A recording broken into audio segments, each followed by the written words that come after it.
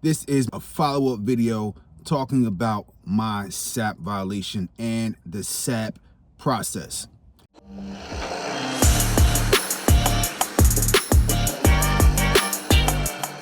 What's going on? Trucker Terrence here. If you got a SAP violation, there are 6 steps to get back in good standing with the FMCSA clearinghouse. Step number 1, you need to get an initial SAP evaluation. A qualified SAP assesses the employee to determine the severity of the violation and required assistance.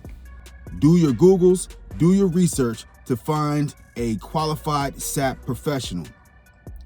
Research someone who has dealt with people who have had SAP violations before. I mentioned it in the last video. I went to a drug treatment center asking them if they can help me with this SAP violation. They said that they could, but they had never dealt with someone who had had a SAP violation before. They just simply said, oh, we can help. Oh, you had a drug violation. Okay, we can help. I went there.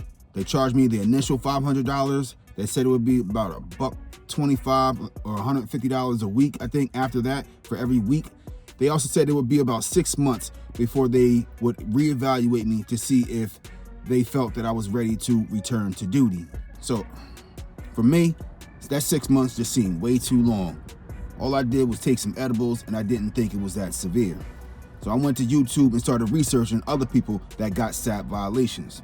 And I wanted to see if everyone else had to go through the same 6-month type process. And I came across a video where guys talking about a SAP professional that got him back in the game a lot quicker than that 6 months.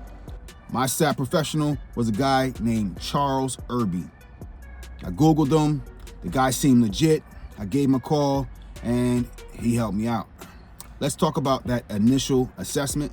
I called the guy, Charles Irby. I got in contact with him and we scheduled an appointment.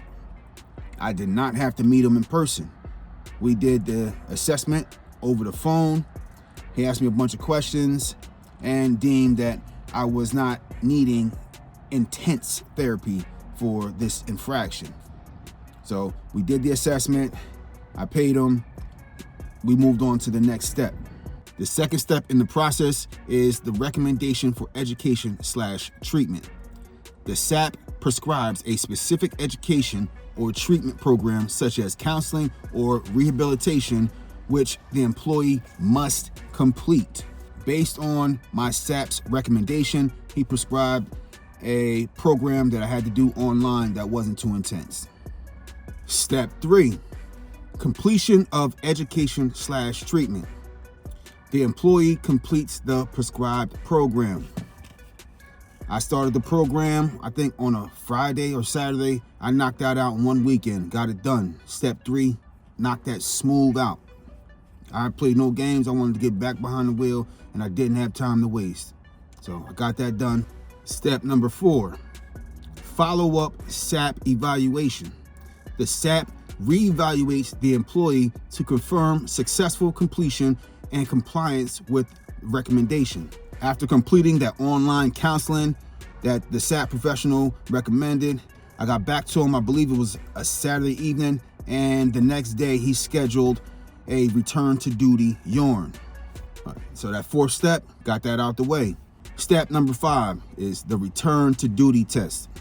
The employee takes a directly observed drug/alcohol test, which must be negative to return to safety sensitive functions.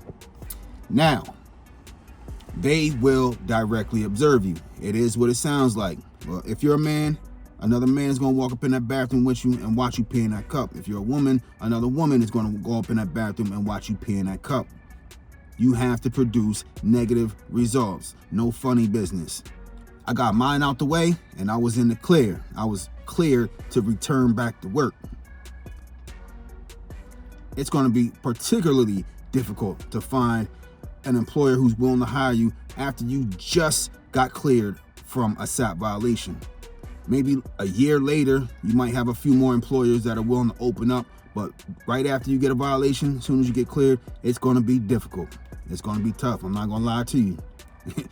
You might have to do a job that really sucks or go find a job in a different field until maybe that 6 months to a year is up, because a lot of employers just won't hire you. You are an insurance nightmare for them.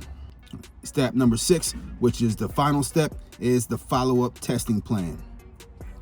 The SAP creates a plan for at least 6 unannounced follow-up tests over the first 12 months, which can continue up to 60 months.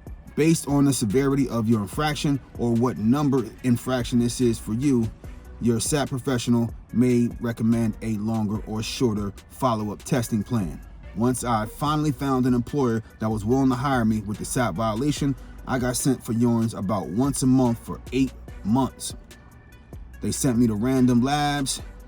I had to go pee in a cup, observed every time. Every single time I had a man walk in that bathroom with me, unzip your pants, pee in that cup.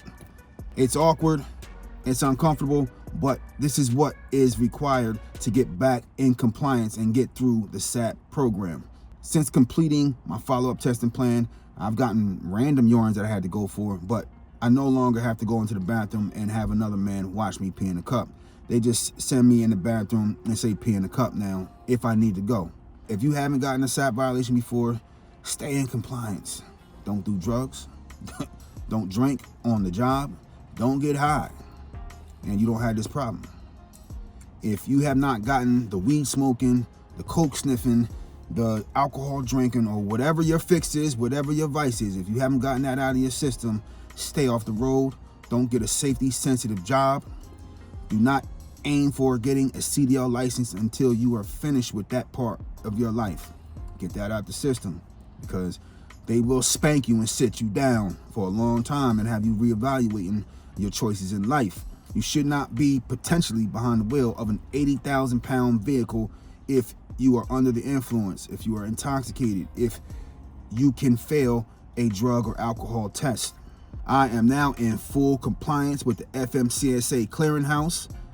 I now have that sense of pride of being able to take care of my wife and kids, and it's good to be in the clear. Do not go through what I went through. It's not worth it. That was my one and only time. I'm not letting that happen again. I just wanted to start this conversation. Once you are in full compliance, just know that that violation will stay on your FMCSA clearinghouse record for 5 years. Any company that hires you within 5 years of you getting in full compliance will see and know that you had that violation. They'll see how long it's been and how long you've stayed clear, but they're gonna know. There's no hiding that. There will be a paper trail. They're gonna be able to go online and see that that FMCSA clearinghouse took you off the road, put you out of service, spanked you, sat you down, and then told you about yourself before they let you get back behind the wheel. Now, good luck. If you are in the clear, stay in the clear. If anybody has had a SAP violation before, put in the comments. Let me know. What was your experience like?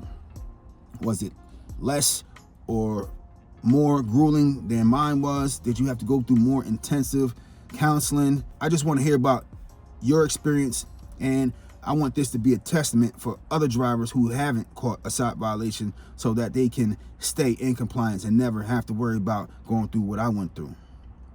Trucker Terrence here, signing out. I'll see you on the next one. Hit that thumbs up, subscribe if you haven't already subscribed, and let's keep it trucking.